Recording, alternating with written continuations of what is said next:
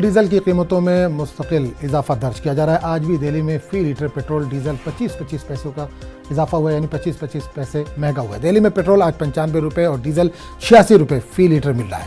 Petrol diesel की कीमतों में इजाफे को लेकर कांग्रेस अब एहतजाज करेगी। इस मुल्कगीर एहतजाज में अलामती तौर पर कांग्रेस कारकुनान मुल्क के पेट्रोल पंप पर मुजाहरा करेंगे। पेट्रोल डीजल के खिलाफ आसमान छूती महंगाई को 11 जून को ये एहतजाज किया जाएगा।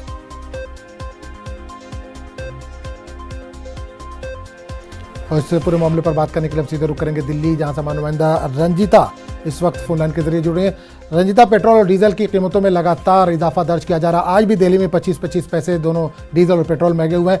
कांग्रेस एहतजाज का मन बना रही है इस पर लेकर?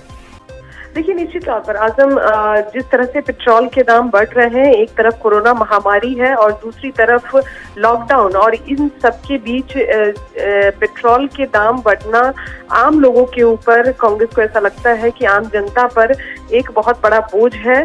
सरकार इस चीज को समझ नहीं रही है और सरकार लगातार मुनाफा कमाने की कोशिश में जो कहीं ना कहीं जो जनता है उस पर एक्स्ट्रा बोझ दे रही है। इसको देखते हुए कांग्रेस ने ये योजना बनाई है कि 11 जून को सिंबॉलिक तौर पर, क्योंकि अभी कोरोना के केसेस अभी भी जो है वो कम हुए हैं, खत्म नहीं हुए हैं, ऐसे में प्रदर्शन की इजाजत शायद ही किसी स्टेट में उनको मिले, लेकिन सिंबॉलिक तौर पर कांग्रेस जो है वो इसको लेकर प्रदर्शन करेगी। कांग्रेस की तरफ से केसी वेणुगोपाल, जो संगठन महासचिव है, उन्होंने कहा है कि राज्यों में भी इसको लेकर प्रदर्शन होना चाहिए, राज्य मुख्यालय जो है वहां प्रदर्शन होना चाहिए और सरकार पर दबाव डाला जाए कि पेट्रोल की जो बढ़ी हुई कीमत है उसको वापस ले सरकार।